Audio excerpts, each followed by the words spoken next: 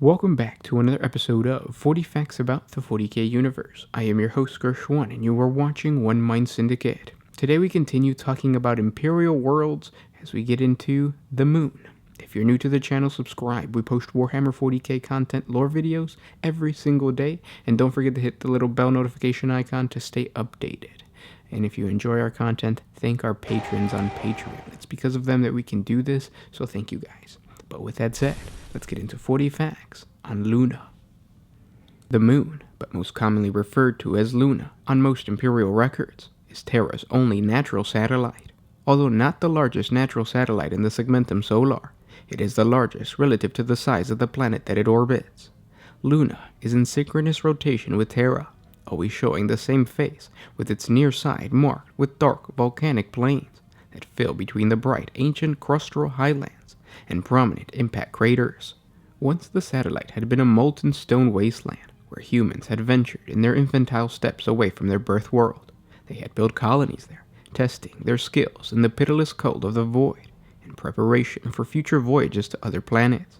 But as Terra's people had advanced, Luna had become little more than a way station, a place to pass by on the journey to interplanetary and later interstellar deeps. This age of exploration and technology came to an end with the coming of the Old Night, the chaotic and highly fragmented period of human history between the 25th and the 30th millennia. By the end of the Age of Strife, the moon had become a bastion for a series of resurrectionist gene cults known as the Selenar. These members believed that human nature was both fractured and transcendent. To them, the true nature of mankind was visible in the flesh and mind of the individual, but each person was an echo of an archetype that persisted throughout human existence. Each Selenar gene cult clung to a different set of archetypes, some represented as the anthropomorphic figures, some as numbers, and some as symbolic systems. Although filled with low occultism, most fell short of deification, but all pursued the understanding through their own craft of gene forging. Each cult member was a product not of random breeding, but a creation by the gene cult's gene rights according to the formulas born during the dark age of technology. Resurrected in body time and time again, they attempted to reach a true personification of a single human archetype. In their subterranean complexes, the cults were powerful, insular, and resistant to the Imperial truth. Such resistance was hardly a novelty, and would normally have been dealt with in the usual manner of obliteration. But the fact that the gene cult had something that the growing Imperium needed complicated the position. Clouded as they might have been by occultism, the gene craft of the moon's cults were unequaled except within the Emperor's own facilities on Terra. With Terra teetering on the edge of complete unification, the conquest of the Sol system and the galaxy beyond beckoned. For the Great Crusade, there would need to be more and more space marines. The Terran gene engineering facilities would not be able to cope with such a huge increase in the creation of recruits for the many space marine legions. So the newborn Imperium of Man needed Luna's wealth of genecraft and technological capacity added to its own. But the Selenar gene cults would not bow willingly to the hunger of the newborn Imperium of Man. They had fought off the schemes of Terran warlords and Martian magi in the past. The Selenar always received Imperial ambassadors with courtesy, but always answered their offers, threats, and entreaties with silence. As the threats began to outnumber the offer, the Lunan cult began to turn away the ambassadors and ready themselves for war.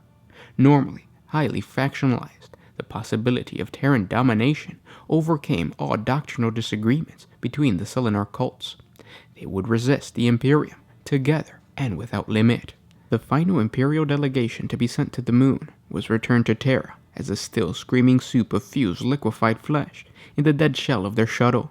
So it was the Emperor who finally ordered Luna to be pacified by the sword, their superstitious beliefs cast down before the Imperial truth, and their genecraft yoked to the needs of the Imperium. As such, Luna would become the site of the first off-world Imperial compliance action ever undertaken by the early Astartes legions, even while the unification wars were still raging on Terra. To the task of conquering the moon, the Emperor set 3 of his newborn Space Marine legions most suited to this purpose, in what some Imperial scholars name the first true battle of the Great Crusade. The combined force of the Imperial Fist, Ultramarines, and Luna Wolves lifted from the surface of Terra in a scattering of rocket flame. the as-of-yet unnamed Luna Wolves had been chosen to serve as the Space Marines' force's vanguard, and had brought its full strength to bear. Cutting power to their assault craft, the Astartes of the Luna Wolves drifted silently towards Luna from mankind's birthworld through the void, like arrows fired into the night. As the smaller wave of assault craft belonging to the Ultramarines and the Imperial Fist Legions approached the airless world, the Selenar defensive weapon systems embedded in Luna's surface lashed out onto the oncoming Imperial forces. The Luna Wolves' assault craft, unlooked for and unseen, struck their target like a dagger in the night. Within 6 solar hours of the first shots being fired, Luna had been pacified and brought into Imperial compliance, the first off-world conquest of the Imperium of Man. Faced with annihilation, the surviving Selenar cultists bent the knee instead, their surrender transmitted to Terra, calling for the Emperor to call off his wolves. Broken and humbled, the enslaved gene rights of Luna would help forge the next generation of Space Marines who would carry out mankind's conquest of the stars. As for the Luna Wolves, they had earned their name, the Luna Wolves. For a time in the Age of Strife, when Terra was engulfed in war and blood, the moon had become a desolate and empty place, despite the small population of Selenar. But after the rise of the Emperor and his conquest by the Imperium, Luna knew a rebirth. Waxing and waning, the satellite came full circle as the age of the Imperium brought it new life.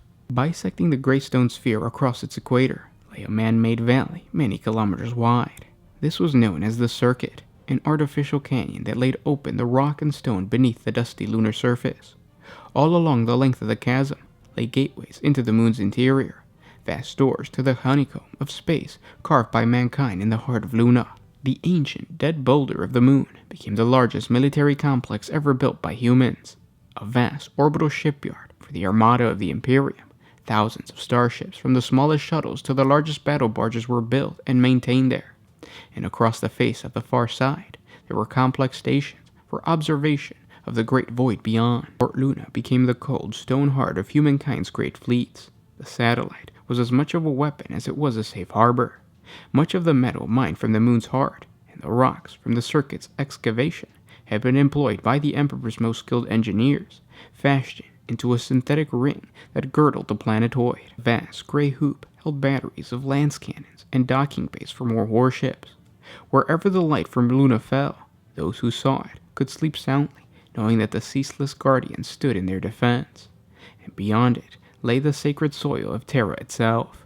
During this period in the era of the Great Crusade, Luna was home to the Sisters of Silence, also known as the Silent Sisterhood. They were the militant arm of the Adeptus Astra Telepathica, and were internally referred to as the organization's Departamental Investigates. Their base of operation, the mighty brass fortress monastery, known as the Somnus Citadel, was located on Luna. Within the mighty fortress were multiple landing ports designed for shuttles deployed aboard the Black Ships, the dreaded starships that made up the fleet of the League of Black Ships, which formed the recruiting division of the Adeptus Astra Telepathica. As the Emperor's War of Unity broke the bounds of Terra, the pacification of the gene cults of Luna and the Martian Compact allowed the Imperium to produce and equip new Space Marines at an unprecedented rate, and the Legionis Astarte began to expand to meet the demands of a war across the stars. It had been apparent since the beginning of the Great Crusade that the Emperor's great vision of a united humanity free of the shackles of torment created by a nightmarish cosmos was threatened by as many enemies within the Imperium as without.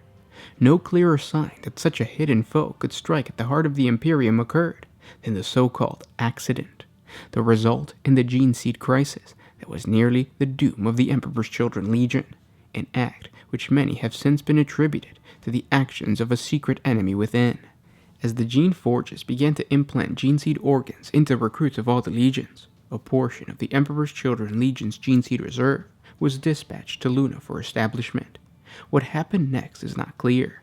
Some claim that elements of the Celestine cultists, still resistant of the Imperium, hijacked a defense laser and destroyed the ship carrying the 3rd Legion's gene seed, while conflicting accounts recount that the ship lost control and crashed as it was attempting to dock, while others claim that it simply vanished. It would be too easy in retrospect to assign hidden conspiracy or malignant agencies to the disaster, so this is not a possibility that can be discounted. The loss of the 3rd Legion's gene seed reserves was a severe blow, and it would not have endangered the Legion's survival if a second calamity had not occurred in quick succession. During the Horus Heresy, the moon fell to Horus following a brief but hard fight, and with the lunar base gone, the traitors were able to assault Terra, initiating the Battle of Terra. In the many years that followed, the moon became a defensive bastion, protecting over Holy Terra and the Emperor himself. During the recent Terran Crusade, led by the resurrected Primarch Guilliman, it was discovered that the moon was home to an ancient webway portal that the demon Primarch Magnus the Red attempted to exploit in order to destroy the Imperium of Man. But with the aid from the Harlequins and other Imperial forces, such as the Sisters of Silence and the Imperial Fists, Guilliman and his Terran Crusade survivors managed to cast Magnus back through the webway portal and permanently seal it so that it could never be used again to threaten the throne world of the Imperium. And those were 40 facts on Luna, the moon. If you guys enjoyed this video, thank our patrons on Patreon. It's because of them that we can do this. Link in the description if you guys want to support us. It's $1 a month. If you can't, sharing this video really helps out the channel. So posting it on Twitter or Facebook helps out.